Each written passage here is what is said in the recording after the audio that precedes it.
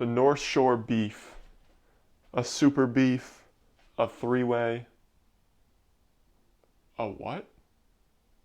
Yeah, you heard me. A three-way. I'm having a three-way in the kitchen today. Get your head out of the gutter. It's a sandwich. A roast beef sandwich that I honestly wouldn't even call a sandwich. This thing is a monster. If you don't know what I'm talking about, then you're clearly not from the North Shore. And if you're not from the North Shore, then you've never had one of these. And you need to. It is the best, the top tier roast beef sandwich that you could ever put inside your mouth. Never mind that. It's time I make this thing. Time's ticking. If I don't start now, I'm gonna be here all day. It's Sunday, football's on, I'm trying to watch. Let's go, let's turn up the heat. Roll it.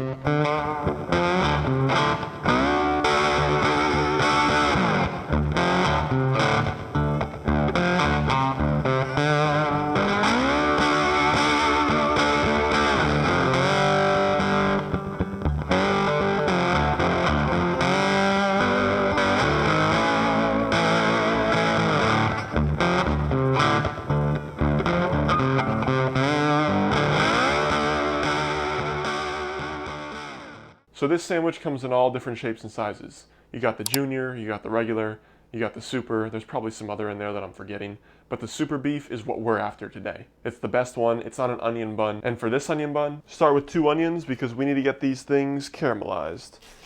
Half of a red and half of a sweet. Simply just take your onions and give them a quick dice. Move these forward, bring in the heat. Get your pan on, little splash of oil. Once oil's hot, slide your onions in. Add a sprinkle of salt.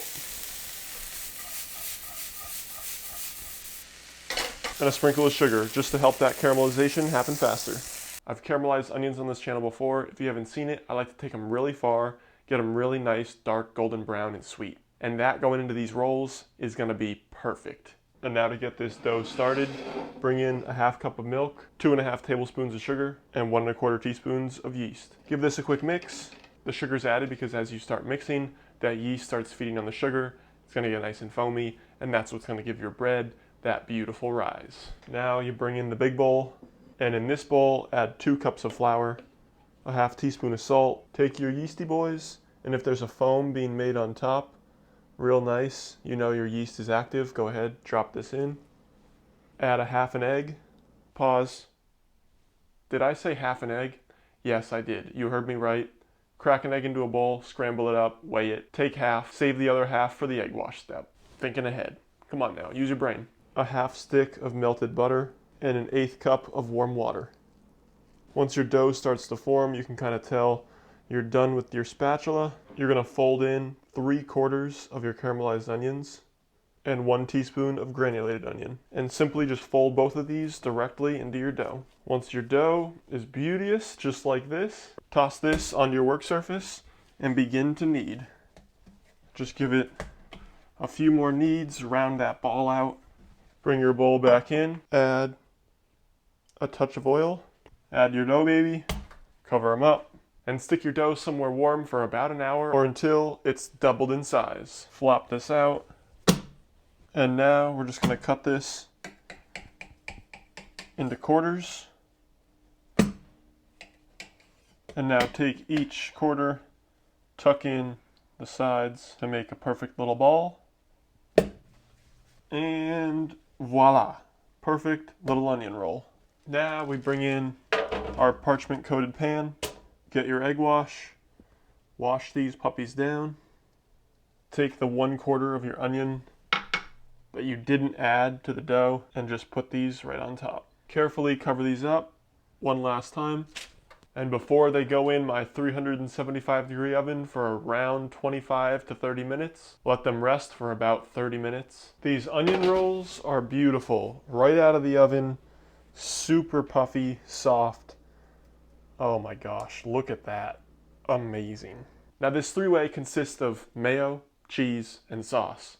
That sauce is super important. James River barbecue sauce is spicy, sweet, in all the right ways. And if you don't have this on a North Shore beef, I'm sorry, you're not eating a North Shore beef. Here I go, back at it again with me not clicking the record button. I don't think you realize how many times I've done this. I set the camera up, do the whole scene, I look at my phone and it's not recording. Oh, it drives me nuts. It drives me nuts. I'm not going to do this again. This is the easiest step in the entire process. I made a whole little pot joke and everything. Use a little pot. No, not that kind. This kind. And then I bring in the little pot. All these ingredients right here. Add these to a pot. All at once. Boom, boom, boom. All in. Turn the heat on. Bring it to a simmer. And now this is where we're at. All the ingredients are in. You just want to mix this up. Like I said, bring it to a simmer. Once this comes to a simmer, go ahead, cover it with the top, and let this reduce. Now this roast beef is also super important. You can't overcook it. It's got to be rare. You want to get some sort of round roast, around 3 pounds. And this beautiful round roast is going to be draped in that oil mixture that you just made. Starting with a couple tablespoons of oil, 2 teaspoons of soy sauce, 1 teaspoon of salt, a teaspoon of black pepper, a half teaspoon of onion powder, and a half teaspoon of garlic powder. Coat this all on the outside of your roast and plop this bad boy right onto your rack. This roast is going in a 275-degree oven for about an hour and a half. I would check it right around that point. You want to get this to around 115, no more than 120 degrees. It's going to carry over cook about 10 to 15 degrees as it rests. That'll bring it up to around that rare temperature that you're looking for. Now we're toasting our buns. Throw a pan on, toss in a tablespoon of butter. Once that butter starts bubbling, toss in your bun. Soak up all that butter, get all that goodness all over that bread. Get it nice and toasty, and when your bun is looking just as nice as this, it's ready. This sandwich is getting cheese on the bottom bun. I would recommend throwing this cheese on now because that bun is nice and hot. Here's the beef right out of the oven, and here we go.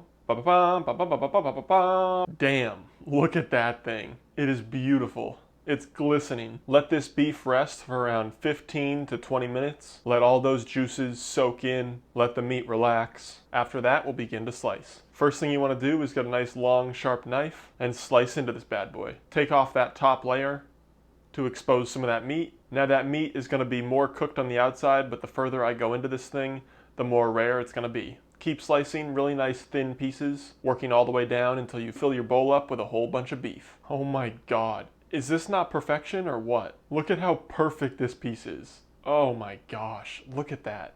It's so good. Holy, this thing is juicy, smells delicious, and tastes amazing. And now it's time we build this thing, starting with your bottom bun and that cheese. Next is the mayo, making sure every ratio is perfect between the amount of mayo, the amount of meat, and the amount of sauce. Once that mayo's on, now it's time for the beef. Piece by piece, layer on this beef, pile it high.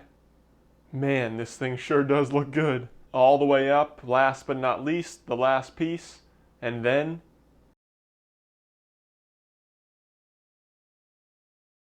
the top bun, right on top.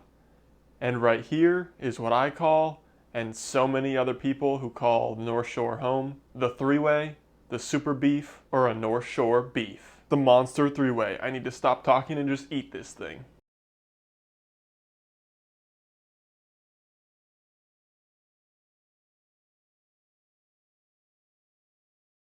Wow, that thing is insane. If you're from the North Shore, you know what this is. If you're not, now you know. Go out, get one of these, stay at home, make one of these. Definitely do either one. It is a delicacy. Smash that thumbs up if you like this video. It's taken me multiple hours to get this thing together between the meat and the buns. It was a lot, it's done, and it was delicious. Now I've got 2 more buns, so 2 more beefs coming up tomorrow and the next day. Let's go. Smash that subscribe button, and until next time, peace.